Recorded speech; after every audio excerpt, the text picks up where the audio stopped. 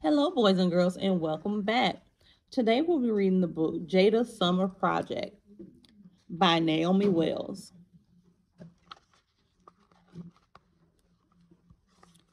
Hottest summer ever. It's Jada's last day of school before summer vacation. Her teacher gives the class one final assignment. They should collect data about something and present it to the class after vacation. Jada doesn't know what to collect data about. Her first few days of summer vacation are almost too hot to play outside. The weatherman predicts that the summer might be the hottest record on record. All right, what do we think the word predicts means? Jada's, Jada gets an idea. She can record the temperature every day for a month and then use that data for her project. What is temperature?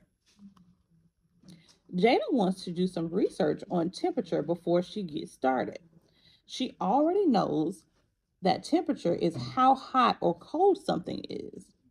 In the United States, temperature is mostly measured in degrees Fahrenheit. In other parts of the world, it's usually measured in degrees Celsius. Jada learned there are several factors that temperature depends on. The sun heats Earth, even from far away. Some places on Earth get sun more directly, while others get sunlight lower in the sky or less directly. These places are usually colder. Measuring temperature. Jada learns that sunlight impacts the climate in an area. Jada lives in Florida. The climate in Florida is usually hot and wet with lots of sunshine. It is often quite warm all year round. In the summer, the sun is high in the sky and is very hot. How is temperature measured? Jada learns that temperature is usually measured using a tool called a thermometer. Many thermometers have a liquid called mercury that rises or falls with the temperature. Weather stations use electric sensors to measure air temperature. Keep that word in mind, sensors. Highs and lows. Jada watches the weather again. She notices that the forecast shows both the predicted high temperature and the low temperature each day. Jada knows that it's usually warmer during the day than at night. That's because the sun shines during the day. Jada decides to measure temperature twice a day, once at noon and once at night. She puts a thermometer on a stick and places it in her backyard. She makes sure not to put it where sunlight or rain could impact her readings.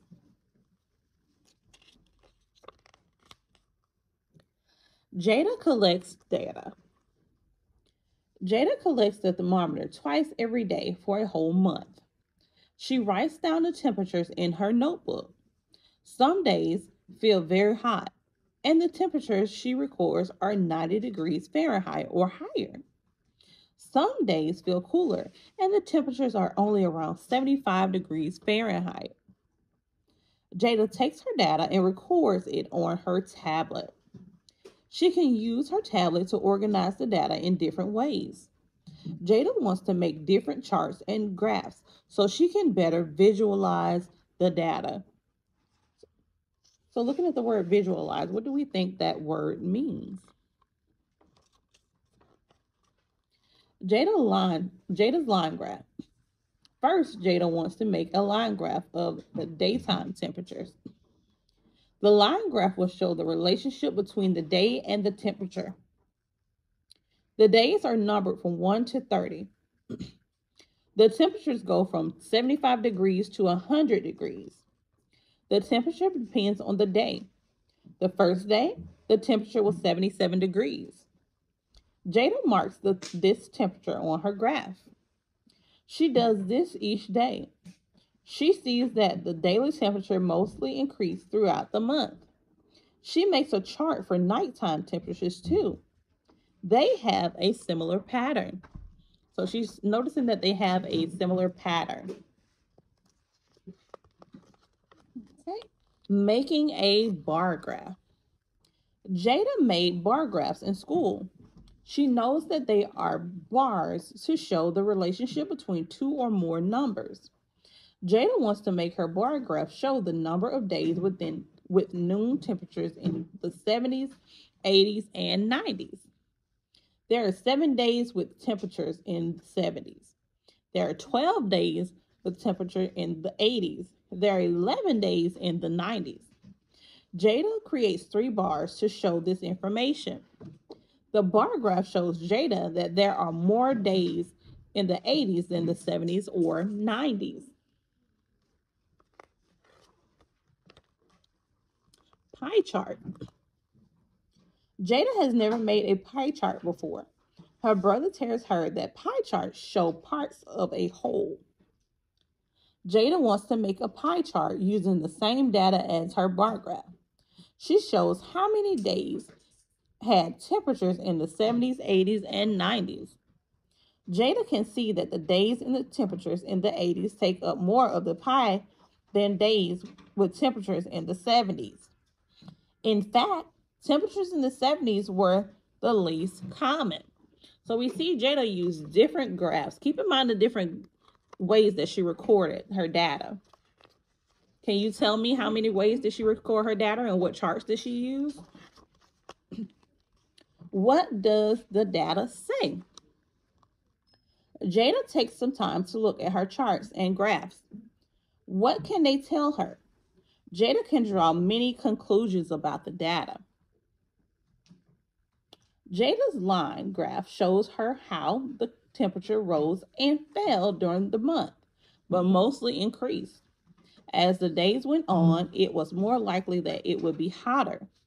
Jada predicts the next month, July, will have even more days in the 90s.